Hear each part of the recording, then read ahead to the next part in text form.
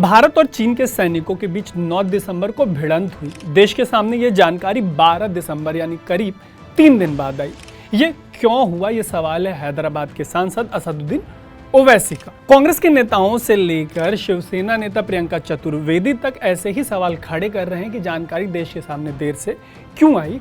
भारत चीन के सैनिकों के भिड़ंत को लेकर उन्होंने क्या सवाल उठाए हैं विपक्ष ने, बताते हैं आपको इस स्टोरी में। सबसे पहले बात करते हैं ओवैसी की। 12 दिसंबर को एक ट्वीट में उन्होंने लिखा कि अरुणाचल प्रदेश से जो जानकारी सामने आई है वो बेहद चिंताजनक है। भारत और चीन के सैनिकों के बीच एक बड़ी भिड़ंत हुई।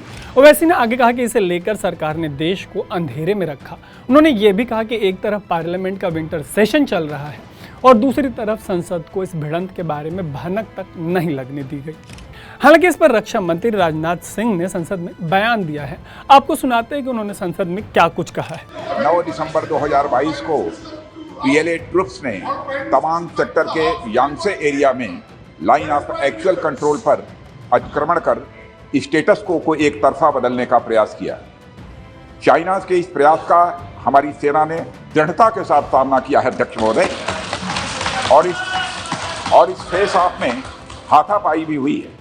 भारतीय सेना ने बहादुरी से पीएलए को हमारी टेरिटरी में अतिक्रमण करने से रोका और उन्हें उनकी पोस्ट पर वापस जाने के लिए मजबूर कर दिया अध्यक्ष महोदय। इस झड़प में दोनों ओर के कुछ सैनिकों को चोटें भी आई हैं। सिर्फ विपक्षी नहीं बल्कि सोशल मीडिया पर कई लोग इस भिड़ंत से जुड़े तमाम तरीके के सवाल उठा रहे हैं। जाहिर सी बात है कि सरकार को इस पर जवाब देना होगा। मामले पर संसद में जवाब देते हुए रक्षा मंत्री राजनाथ सिंह ने, जैसा कि आपने सुना, उन्होंने कहा कि 9 दिसंबर को स्टेटस को यानी जो स्थिति अभी है उसको बदलने की कोशिश हुई।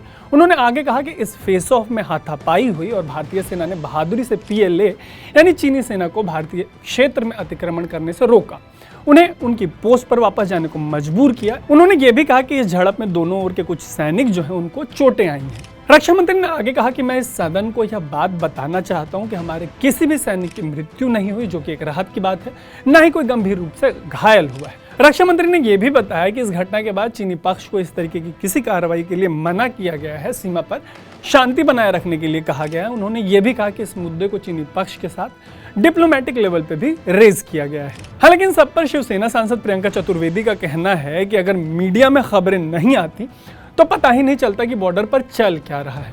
उन्होंने तो ये तक कह दिया कि सरकार ने देश के लोगों के सामने एक बेशर्मी भरी चुप्पी साध रखी है और जानबूझकर लोगों को धोखा देते आई है। उन्होंने कहा कि मीडिया में सूत्रों के आधार पर जो खबर आ रही हो पर्याप्त नहीं है, देश को सच पता चलना चाहिए। यही सवाल कांग्रेस का भी है। सुनिए कि कांग्रेस की social media chairperson Supriya Shrinate क्या कह रही है। 15 जून 2020 की वो स्याह रात आपको याद होगी जब गलवान घाटी में चीन को खदेड़ते हुए हमारे 20 सैनिकों ने सर्वोच्च बलिदान दिया था और उसके बाद प्रधानमंत्री ने देश को भ्रमित करने के लिए एक बहुत बड़ा झूठ बोला था कि कोई घुसा हुआ नहीं है। उसी का खामियाजा ये देश आज भी भुगत रहा है और उसी के चलते चीन को ये हौसला आ रहा है कि वो बार बार ये हिमाकत और ये धृष्टता करे। बजाय चीन को सबक सिखाने के, बजाय चीन को बिना लार लपेट सीधे शब्दों में बात करने के, जब बाली में मोदी जी और शी जिनपिंग मिले तो वहां तो आत्मीयता देखने वाली थी। लाल आंखें तो नहीं, लाल शर्ट जरूर थी। खैर, दिक्कत की बात एक ये भी है कि ये घटना 9 दिसंबर की है और 12 दिसंबर को ही सूत्रों के माध्यम से चलाई गई है। 3 दिन का डिले क्यों? क्योंकि गुजरात में सरकार का जो महिमा मंडन होना था वो हुआ। तो कांग्रेस का भी यही कहना है कि सरकार कहाँ है। और जैसा कि आपने ऊपर सुना, उन्होंने कहा कि अरुणाचल में भारतीय सेना और चीनी सेना के बीच झड़प हुई। उनका कहना है कि हमारे जाबाज सैनिक जो हैं वो घायल हुए हैं अपनी सेना के शौर्य पर, बल पर। उनका दावा है कि वो चीन को ज़्यादा क्षति पहुंचाया होगा हमारे सैनिकों ने, पर इतनी बड़ी खबर भी सूत्रों के माध्यम से सामने आ रही है। इसी पर उनका सवाल है कि सरकार कहाँ है और चीन बार बार ऐसी हिमाकत कैसे कर रहा है। इस पर आधिकारिक वक्तव्य क्या है सरकार का, विदेश मंत्रालय का, रक्षा मंत्रालय का, प्रधानमंत्री कार्यालय का?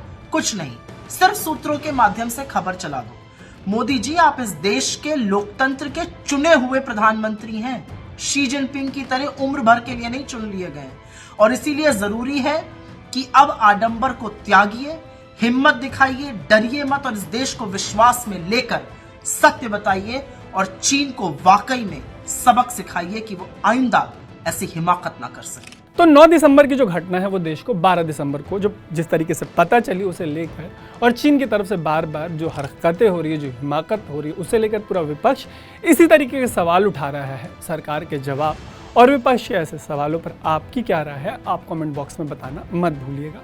देखते रहिए अनकट। मेरा नाम है तरुण।